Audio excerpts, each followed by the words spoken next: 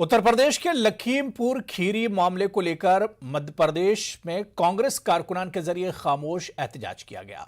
रियासत के तमाम अजला के साथ राजधानी भोपाल में भी कांग्रेस कारकुनों ने खामोश एहतजाज करते हुए मरकजी हुकूमत से किसानों के कातिल को फांसी की सजा देने का मुतालबा किया गया। भोपाल मंचो हॉल में मुनक्किदा खामोश एहतजाज में कांग्रेस के बड़े लीडरान ने शिरकत की और उत्तर प्रदेश पुलिस के जरिए लखीमपुर खीरी मामले में किसानों के कातिल को बचाने का इल्जाम लगाया।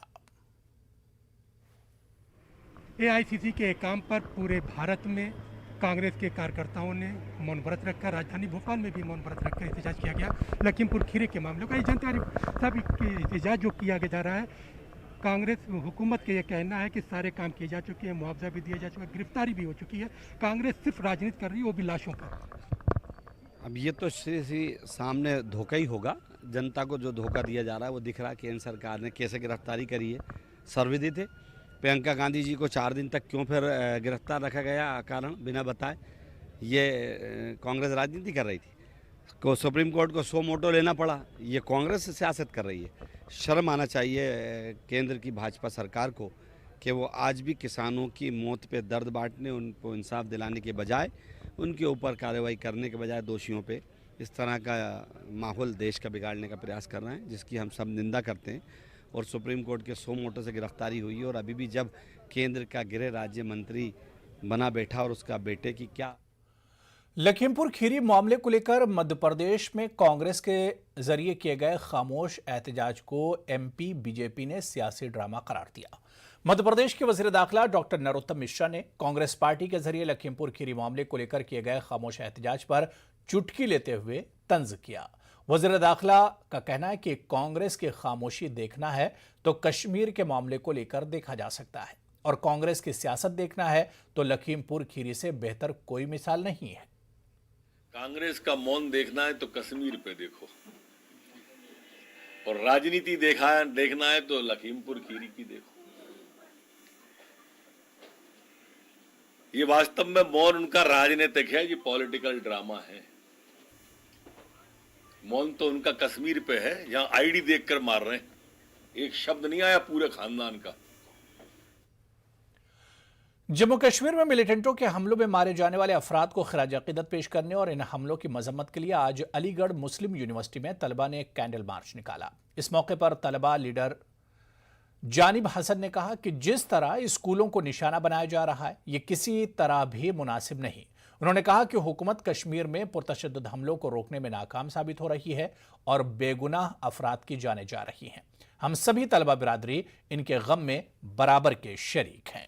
के अंदर एक स्कूल में सतेंद्र कौर जो प्रिंसिपल थे उस स्कूल के, उनको ऑन द स्पॉट गोली मार दी गई, और एक उसमें जो टीचर थे दीपक चंद, उनको भी गोली मार दिया गया।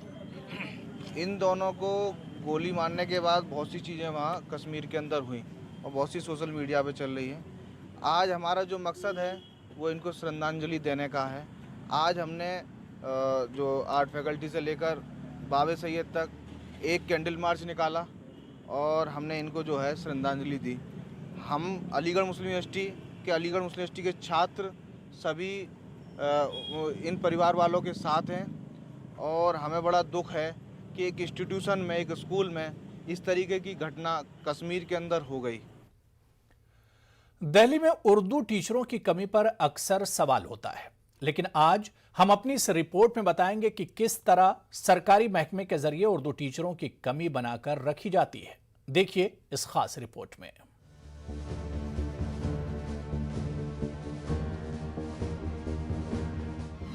साल 2014 में एनडीएमसी स्कूलों के लिए 27 उर्दू टीचरों की वैकेंसी आई। 2018 में इम्तिहान हुआ और नतीजे 19 जून 2021 में आए। तवील मुद्दत के बाद नतीजे आने के बावजूद अभी वैकेंसी खाली है, क्योंकि एनडीएमसी के जरिए 7 लोगों की ज्वाइनिंग न होने के बाद रिजर्व उम्मीदवारों के फहरिस्त का डोजियर भेजने में ताखीर की गई। डोजियर 20 जून 2020 से पहले भेजा जाना चाहिए था, लेकिन नवंबर 2020 में भेजा गया। वजह कोरोना बताया गया, लेकिन DSS के जरिए कोरोना वबा को देखते हुए उर्दू के अलावा तमाम दूसरे सब्जेक्ट के उम्मीदवारों को एक्सटेंशन दिया गया। फिलहाल यह मामला लेफ्टिनेंट गवर्नर, कौमी अक़लियती कमीशन और अदालत में है। इस तरीके से इस पूरे मामले में गड़बड़ी की गई, डिस्क्रिमिनेशन किया गया, जिसकी वजह से आज तक 7 सीटें खाली पड़ी हैं। इसमें सबसे बड़े जो क्या नाम है कमी और डिस्क्रिमिनेशन की जा रही है वो DSSB की तरफ से की जा रही है। DSSB ने बाकी सभी लोगों को वेटिंग पैनल में एक्सटेंशन दी, उनकी वैलिडिटी पीरियड को एक्सटेंड किया, लेकिन सिर्फ उर्दू वालों के साथ ऐसा नाइंसाफ़ी की जा रही है कि इनकी वैलिडिटी एक्सटेंड नहीं की जा रही, जबकि इनकी भी वैलिडिटी बनती है। क्योंकि लॉकडाउन की वजह से जो वेटिंग पैनल जो एक्सटेंड किया था LG साहब ने, वो उसमें उस ज़ुमरे में उर्दू वालों को नहीं लाया जा रहा। ये कैसे हुआ, कब एग्ज़ाम आया और वेटिंग पैनल क्यों उर्दू वालों को नहीं मिल सका?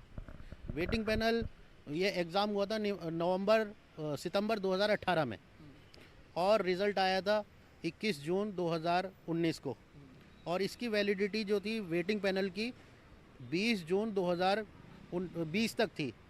लेकिन लॉकडाउन जो पीरियड लगा, संपूर्ण लॉकडाउन, कंप्लीट लॉकडाउन, जिसकी वजह से इस वैलिडिटी जो पीरियड था ये ख़राब हुआ बच्चों का।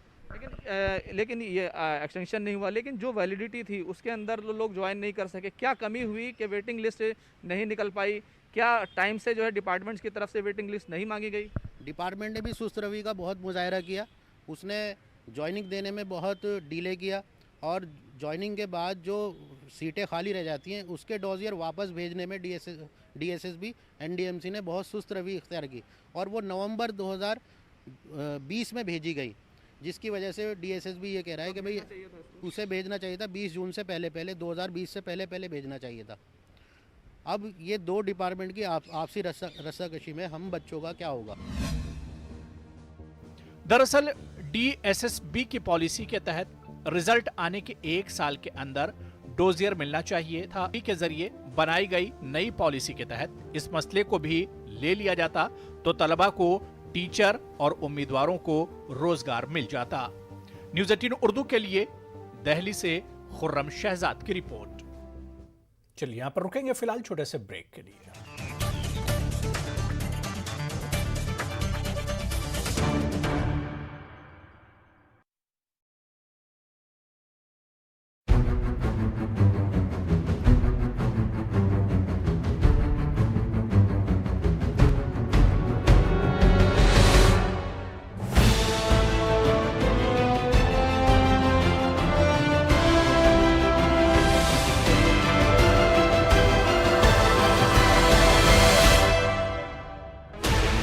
Sixteen channels, 15 languages, 26 states, 1,200 plus reporters, 66.9 crore viewers. India's largest news network, News 18 Network.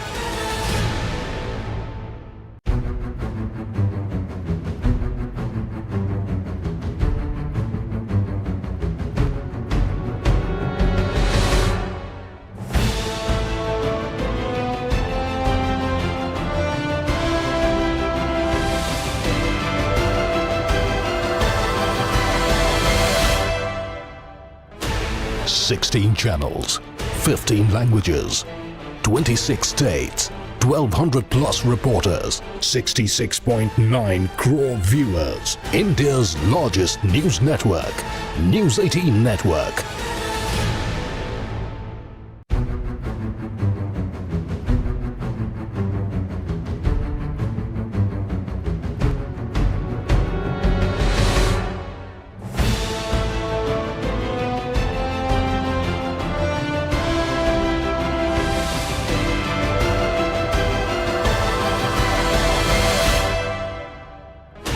Sixteen channels, 15 languages, 26 states, 1,200 plus reporters, 66.9 crore viewers. India's largest news network, News 18 Network.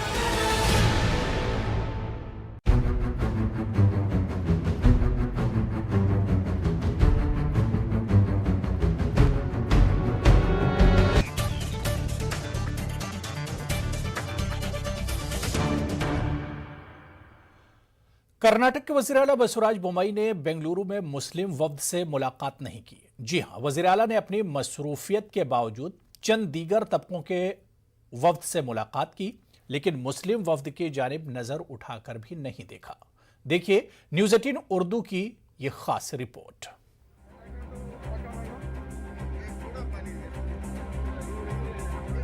Karnataka में जश्न ईद मिलादुन नबी सल्लल्लाहु अलैहि वसल्लम के इनेकाद के हवाले से बेंगलुरु में मरकजी मिलाद व सीरत कमेटी जुलूस मोहम्मद कमेटी का वफ्द आज वज़ीर आला बसवराज बोम्मई की रिहाइशगाह पर आया हुआ था। कर्नाटक रियासती अक़लियती कमीशन की सदारत में यह वफ्द सुबह 9 बजे पहुंचा। 2 घंटे के इंतजार के बाद वज़ीर आला ने अपनी रिहाइशगाह के बाहर मौजूद आवाम से मुख्तसर तौर पर ही मुलाकात करना शुरू किया, लेकिन सीएम साहब ने मुस्लिम वफ्द की जानिब आंख उठाकर भी नहीं देखा। इस वफ्द में मरकज अहले सुन्नत जामिया हजरत बिलाल के सरपरस्त अलहाज अमीर जान, उलमाए किराम और चंद दीगर अहम शख्सियात मौजूद थी।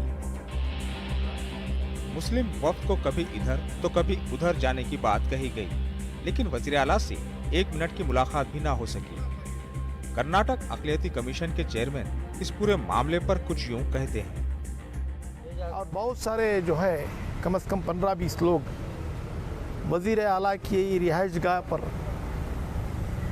इनविटेशन देने के लिए आए थे और मैंने उनको सारा किस्सा सुनाया कि हमारे बहुत बड़े बुज़ुर्ग लोग आए हैं, आपकी शालपोशी भी करना है और आपको इनविटेशन देना है। उतने में उनको कहीं से कॉल आया और एक 10:30 को प्रोग्राम था, तो उन्होंने कहा कि बुलाओ तुम्हारे लोगों को, मगर यहाँ भीड़ इतनी थी ये अंदर घुस नहीं पाए। लाख कोशिशों के बावजूद वज़ीर आला से मुलाकात ना होने के बाद मुस्लिम वफ्द ने अपनी तहरीरी दरखास्त अक़लियती कमीशन के चेयरमैन के हवाले कर दी। जुलूस निकालेंगे या नहीं? जुलूस आप निकालेंगे नहीं। जलसा खाली, जलसे की इजाज़त मांगे। इजाज़त मांगे और अपना OMC ग्राउंड हर साल जो करते हैं उसके परमिशन से इन सब कुछ को देखेंगे, उनको आए, मगर मुलाकात ही नहीं हुई ना। वही अब आए थे, मुलाकात नहीं हुई सीएम से। इंशाल्लाह फिर मुलाकात करेंगे हम लोग। यही गुजारिश है, सब अपने अपने मोहल्ले की मस्जिदों में परसों अमन से ईद मिलादुन नबी मनाएं।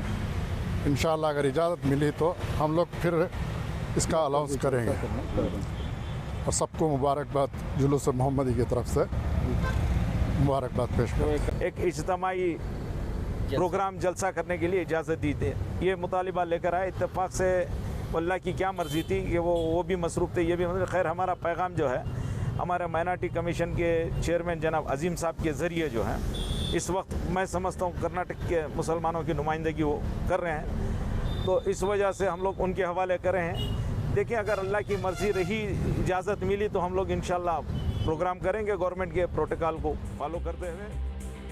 बहरहाल बड़ी उम्मीद के साथ वज़ीर आला बसवराज बोम्मई से मिलने आए शहर बेंगलुरु के मुसलमानों के नुमाइंदा अफराद को वापस लौटना पड़ा। रियासत कर्नाटक में जश्न ईद मिलादुन नबी सल्लल्लाहु अलैहि वसल्लम के इनाकाद के सिलसिले में जुलूस मोहम्मदी कमेटी का एक वफ्द बेंगलोर में वज़ीर आला बसवराज बोम्मई की सरकारी रिहाइशगाह पर आया था। इस वफ्द ने 2 घंटे तक इंतज़ार किया, मुलाकात करने की पुरजोर कोशिश की।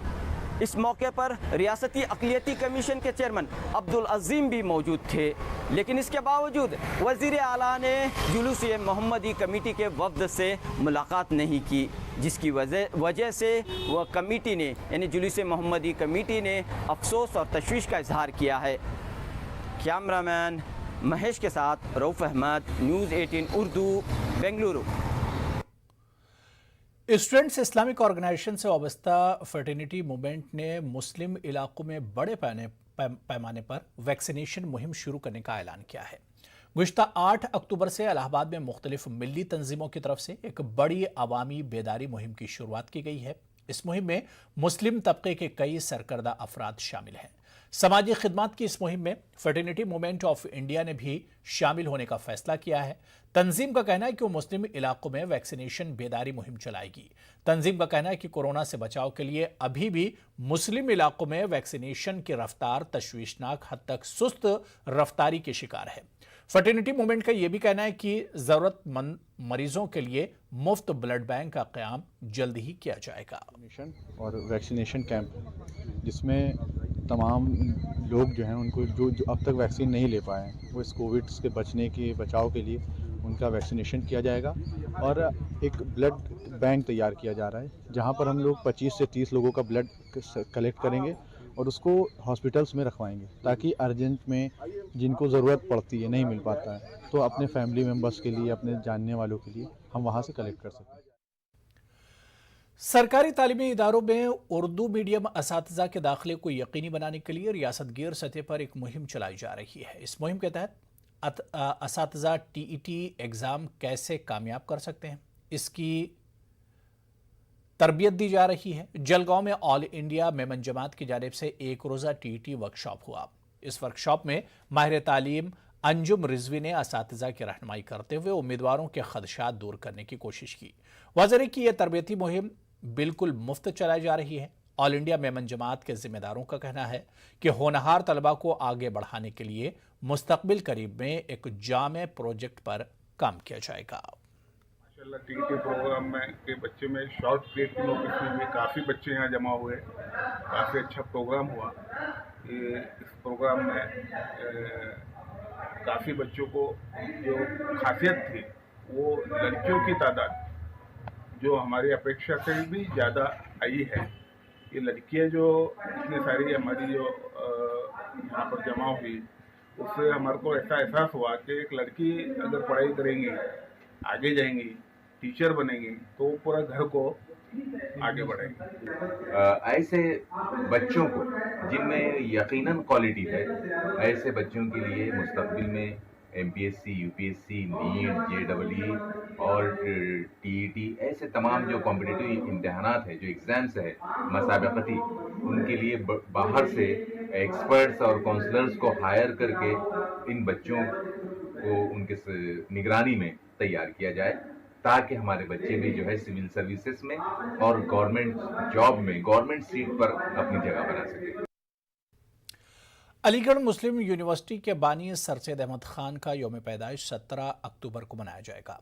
इस साल बानी दरसगाह की विलादत के मौके पर ऑनलाइन मोड में जलसा भी मुनक्किद होगा। ऐसे में कैंपस में रंगो रोगन का काम जारी है, जबकि कैंपस में कोई बाकायदा तकरीब नहीं होनी है। हर साल कैंपस में बानी दरसगाह की विलादत के मौके पर तलबा भी मौजूद होते हैं, लेकिन इस मरतबा न तलबा हैं और न ही क्लासेस ऑफलाइन हो रही हैं। आ रहा है ना, तो थोड़ी साफ सफाई पुताई हो रही है यहाँ पर पूरी यूनिवर्सिटी में। हाँ, पूरी यूनिवर्सिटी का पूरा रोड का है, इस वाले रोड से गेट से लेकर उस वाले गेट तक सब होना है। क्या क्या होगा इसमें? ये डिवाइडर भी होंगे और ये बाउंड्री सब होनी है। अच्छा, इसमें तो ये हर साल होता है ये? हाँ, ये हर साल होता है। तो क्या किस लिए किया जाता है ये? इसलिए सब्सिडी आता है ना, हर साल होता है, तो इस वजह से होता है ये पेंट। अच्छा, उन्हें सभी पूरा यही करना है सब। उन्हें काम भी बहुत बढ़िया तरीके से होता है, इसमें हर साल होता है। कदम चूम लेती है खुद बढ़ के मंजिल, मुसाफिर अगर अपनी हिम्मत ना हारे। ये मिसरा अलीगढ़ मुस्लिम यूनिवर्सिटी से ग्रेजुएट करने वाली तालिबा सना अतहर पर सादिक आता है। उन्होंने अपनी फैकल्टी और अपने कोर्स दोनों में ही गोल्ड मेडल हासिल किया है।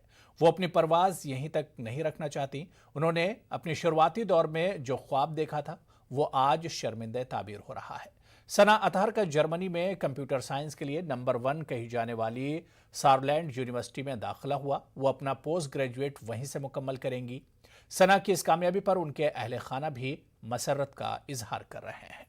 यूनिवर्सिटी से बैचलर्स इन कंप्यूटर एप्लीकेशंस से ग्रेजुएट हूँ और उसमें मैं अपनी पसंद से मैंने ये कोर्स चूज़ किया था और मेरा अभी तक सो फार मैंने जो भी उसमें अचीव किया है वो बहुत अच्छा है, क्योंकि मुझे अपने कोर्स में और अपनी फैकल्टी में दोनों में ही गोल्ड मेडल मिला है। और मैं समझती हूँ कि इसके लिए सबसे ज़्यादा मुझे अगर किसी को क्रेडिट देना चाहिए तो वो मेरे पेरेंट्स हैं और उसके बाद मेरे टीचर्स हैं, मेरी यूनिवर्सिटी है। मैं मरियम मिर्जा मोहल्ला लाइब्रेरी मिशन औरंगाबाद शहर ही नहीं बल्कि मुल्क भर में मकबूल रहा है। औरंगाबाद के सब्जी मंडी इलाके की बागबान मस्जिद में 21वीं लाइब्रेरी का इफ्तिताह मौलाना नसीमुद्दीन मिफ्ताही के हाथों अमल में आया। इस मौके पर बच्चों में मुताले का ज़ौक़ परवान चढ़ाने के लिए बच्चों की किताबें मुफ्त तकसीम की गईं। प्रोग्राम से खिताब में मौलाना नसीमुद्दीन मिफ्ताही ने मस्जिदों में बच्चों के लिए दारुल मुताले के क़याम को वक्त की ज़रूरत करार दिया। वाज़ेह है कि कोरोना वबा के दौरान 7वीं जमात की तालिबा मरियम मिर्जा ने अपने घर से बच्चों की लाइब्रेरी का आगाज़ किया था। अब तक औरंगाबाद की मुताद्दिद बस्तियों में 20 लाइब्रेरियां कायम हो चुकी हैं। हमारे बच्चे अगर किताब पढ़ेंगे तो वो अच्छे बनेंगे, क्योंकि मक़ूला अरबी का खैरुल जलीस अल किताब, बेहतरीन हमनशीन वो किताब। अच्छी किताबों का पढ़ना अच्छी सोहबत के मुतरादिफ है, और बुरी चीज़ों को देखना या पढ़ना बुरी सोहबतों के बराबर है। मैं मौलाना अब्दुल क़य्यूम साहब जो नदवी को मुबारकबाद देता हूँ कि मिर्ज़ा साहब ने उनकी बेटी के जो है तो ईमा पर मरियम के ये 21 लाइब्रेरियाँ अभी पूरे शहर में कायम की है। चाहेंगे जिस तरह से औरंगाबाद की मस्जिदों में शुरू हुई है लाइब्रेरियाँ, ऐसे मुल्क के हर महल्ले में हर गली में शुरू हो जाए, और इंशाअल्लाह 31 अक्टूबर को हम इस लाइब्रेरी। कोरोना वबा की वजह से अदबी और सकाफती प्रोग्रामों के इनेकाद का सिलसिला भी मुकम्मल तौर पर मुनक़ते हो गया था। इस दौरान शेरी महफिलों और मुशायरों का सिलसिला भी बंद रहा था, फिर ऑनलाइन मुशायरों तक महदूद होकर रह गया था। लेकिन कोरोना वबा के ख़तरे के कम होने के साथ जहां मुख्तलिफ सियासी, समाजी और मजहबी तकरीबात और जलसों के इनेकाद का सिलसिला शुरू हुआ है, वहीं धीरे धीरे अब अदबी महफिलों के ऑफलाइन इनेकाद के सिलसिले की भी शुरुआत की जा रही है। मेरठ में 18 महीने बाद एक शेरी नशिस्त के इनेकाद के जरिए अदबी महफिलों को सजाने के सिलसिले की शुरुआत हुई। तवील अरसे बाद सजी इस महफिल में मकामी और गैर मकामी शोरा कराम ने शिरकत की और अपने कलाम से सामईन को महसूस किया। बाद ना लोग घरों से नहीं निकल रहे थे, सब बोरियत हो रहे थे, शायरों को भी अपना मौका नहीं मिल रहा था अपना कलाम सुनाने के लिए। तो हमने इसलिए, क्योंकि अब इलेक्शन भी हैं, सब जगह चुनाव भी हो रहे हैं, मीटिंगें भी हो रही हैं, तो भाई हमने कहा कि इसको उर्दू को बढ़ावा कहते थे हम, क्योंकि जब तक अदब वो नहीं रहेगा तो कैसे रहेगा। तो हमने इस चीज़ के लिए ये शुरुआत की है कि जब सब काम हो रहे हैं तो अदब पीछे कैसे रहे। 18 महीने के बाद ये महफिल शुरू हो रही है और इब्तदा है। इंशाअल्लाह प्रोग्राम अब होने शुरू हो गए हैं और आगे भी होते रहेंगे। शायर बिरादरी हमारी कलाम कह रही है, लेकिन क्योंकि घर बैठ गए तो जहन भी कुंद हो जाता है। अब ये प्रोग्राम शुरू हुए हैं तो इससे जहन की ताजगी होगी, अदब की खिदमत होगी और इसी तरीके से सिलसिला जारी रहेगा। सबसे पहली बात यह है कि हम लोगों की जो आदत है वो अदब की बात करना, अदबी महफिलों में हाजिर होना, तो एक अलग सी बात हो गई। और फिर देखो, एक शायर कोरोना वबा के दौरान बाहिमी इमदाद और इन्हिसार का जज्बा मुस्तहकम हुआ है। मुल्क इस वबा से मुत्तहिद होकर मुकाबला कर रहा है। टीकाकारी के ऐलान के बाद हम बेहतर ताउन करें जिससे हम कोरोना को मात देने की जानिब कदम बढ़ा सकें। नेटवर्क के टीम इस मुहिम में हर कदम पर आपके साथ रहेगा। जब तक सभी महफूज नहीं तब तक कोई महफूज नहीं होगा। इसी सोच की बुनियाद पर हमारी मुहिम संजीवनी का मकसद ये यकीनी बनाना है कि वैक्सीन पाना सभी हिंदुस्तानियों का हक है।